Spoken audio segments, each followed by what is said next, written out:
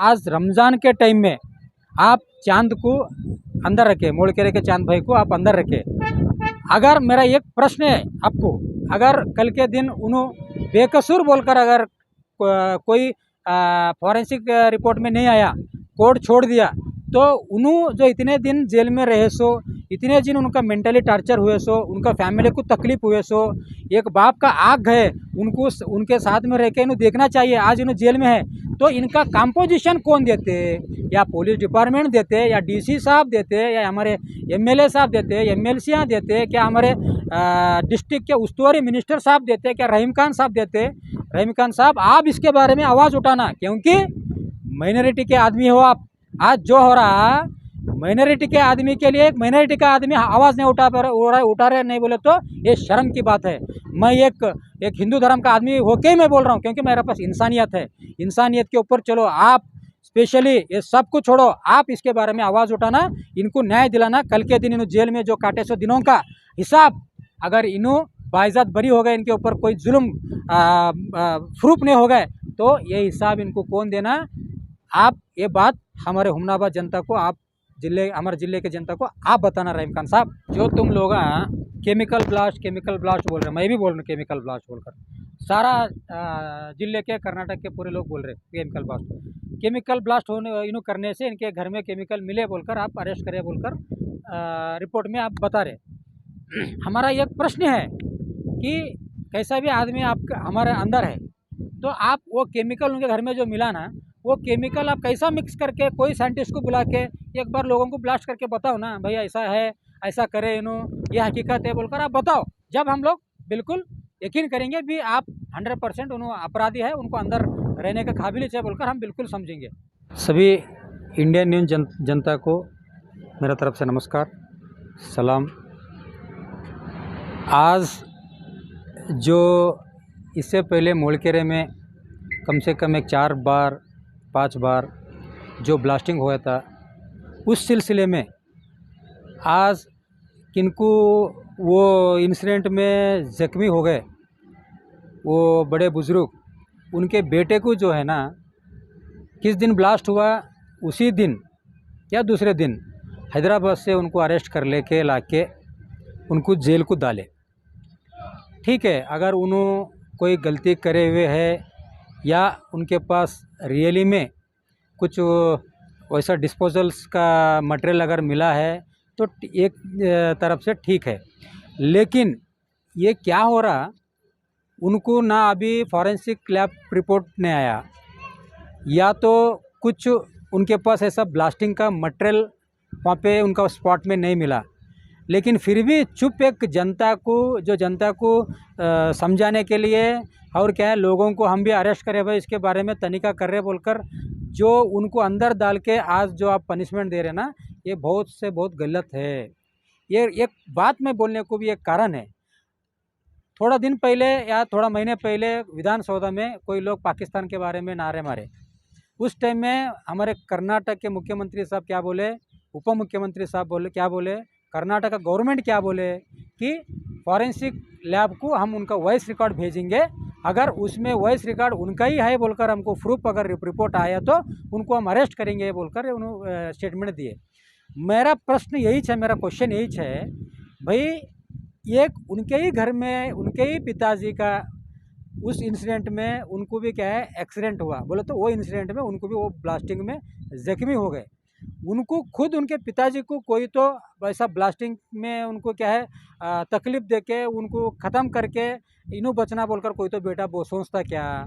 और दूसरी बात, मैं आपके मीडिया के ज़रिए, देखिए मैं एक आम आदमी हूँ और मैं एक चुप आपके जैसा एक कॉमन मैन हूँ, लेकिन इसमें प्रेजेंट एमएलए साहब और हमारे माजी एमएलए, हमारे एमएलसीयाँ, हमारे मिनिस्टर क्षेत्र, हमारे ज़िले के उस्तुवारी मिनिस्टर, ये लोगों का पात्र बहुत बड़ी है। क्योंकि जो कोर्ट को आप जो है चार्जशीट देना है, अब तक चार्जशीट क्यों नहीं दिए, आप डिपार्टमेंट को पूछना। हम पूछे तो क्या है, अरे भाई ना ऐसे बोलते हैं, ऐसे सुनते हैं, गैस साहब ऐसे न्यूज़ में डालते बोलकर केयरलेस करते।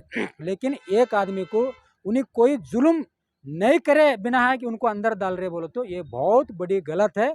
अब तक फॉरेंसिक रिपोर्ट आया क्या, मेरा प्रश्न है, डिपार्टमेंट से होंगे, क्षेत्र के एमएलए होंगे, हमारे एमएलसी, पूरे गवर्नमेंट से मेरा प्रश्न है, अब तक फॉरेंसिक रिपोर्ट आया क्या?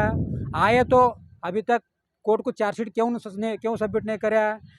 अब तक अगर फॉरेंसिक रिपोर्ट आए तो आप प्रेसमेंट क्यों नहीं करें? लोगों को, जनता को ये हकीकत इसमें क्या है, किस लिए ब्लास्टिंग हो गए, आप अब तक क्यों नहीं बताए? तो फॉरेंसिक रिपोर्ट अगर नहीं आया तो नहीं आने से पहले ही आप जो उनको अरेस्ट करें ना, ये बहुत गलत है। कोई भी रहने दो। और दूसरी बात, मैं पहले भी बोल चुका हूँ, अभी भी बोल रहा हूँ कि यहाँ पे कितने बार भी घायल हुए, कितने बार भी जख्मी हुए, एक ही मज़हब के लोग जख्मी हुए, वो पॉइंट रख के अगर कुछ इन्वेस्टिगेशंस हो गए तो प्रॉपरली कुछ ना कुछ आपको इसके बारे में तहकीकात करने को एक मदद होता है। और क्या है, इसके बारे में कुछ तो कुछ एक असलियत बाहर निकलता है। इसके बारे में कौन एक्सपेरिमेंट कर रहे हैं, ये ब्लास्टिंग करके क्या उन्होंने पाना बोल रहे हैं, ये बहुत गहरी चीज़ है। आज जो है ना, यही बात अगर दूसरा कोई कास्ट के लोगों के साथ हुआ था या दूसरा कोई कौम के दूसरे साथ हुआ तो उसको जात के क्या है, वो कलर लगाते थे, जात का क्या है, अरे ये हमारा जात को ऐसा हो गया, हमारे लोगों को स्पेशली टारगेट करें। अरे भैया, हम लोग इंसान हैं। अगर कल के दिन मेरा साथ हुए तो भी गलती है, अगर दूसरों का साथ हुए तो भी गलती है। हम लोग इंसान हैं, छोटे छोटे बच्चे हैं, आज भी उनको देखे तो आंखों में से पानी आता। उनको इंसाफ मिलना चाहिए। वो इंसाफ कौन दिलाना? आपके जो इलेक्टेड मेंबर्स है, एमएलए होंगे, एमपी होंगे, एमएलसी होंगे, गवर्नमेंट के जो जनप्रतिनिधि है, वो सब लोग इनको इंसाफ दिलाना। लेकिन कहाँ हो रहा, कहाँ पे है इंसाफ, मेरे को समझ में नहीं आ रहा। आप लोग जल्दी से जल्दी, अगर आपका फॉरेंसिक रिपोर्ट नहीं आया, फॉरेंसिक रिपोर्ट मंगाओ, उसमें जो हकीकत है वो हकीकत के ऊपर जो अंदर जो आदमी है, जो वो आदमी को अगर रियली उन्होंने अगर कुछ गलती में है तो उनको आप पनिशमेंट, कोर्ट जो देना है वो देता है। लेकिन कोर्ट से पहले हम लोग पनिशमेंट देने वाले कौन होते हैं? ये हम लोग पुलिस डिपार्टमेंट और क्षेत्र के लीडर हैं, उनको एक सज़ा दिया ऐसा हो रहा।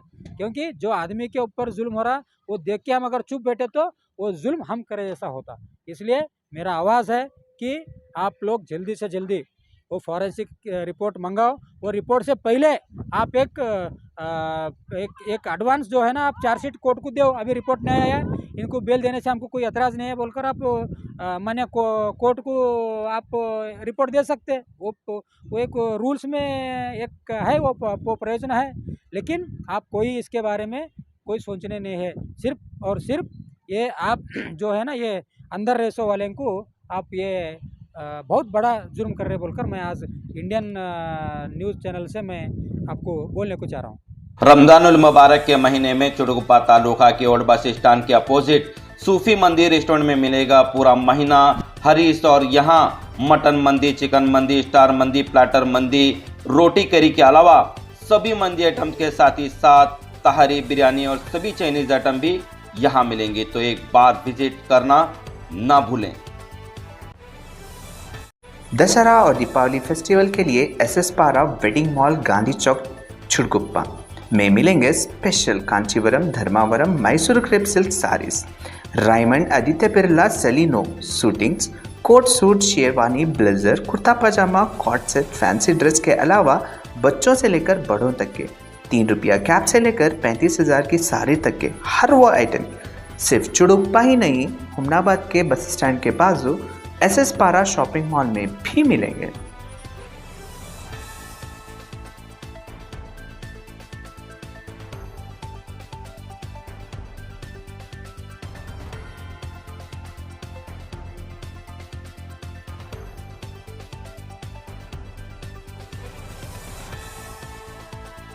अपने सपनों को कहें अब यस। जी हाँ, हुमनाबाद के सिंदीन खरा क्रॉस शाकुंतला पाटिल कॉलेज के पीछे सुभाष डेवलपर्स, केतकी डेवलपर्स यानी संगमेश चिद्री लाए हैं फिर से जनता के सपनों का ग्रीन विला यानी प्लॉट्स, जिसमें underground drainage, CC road, playground, power head, garden, LED lights, water supply के अलावा हर वो फैसिलिटी। तो देर किस बात की, आए अपने ख्वाबों के घर बनाने में जल्दी करें, क्योंकि आपके सपने हमारे अपने।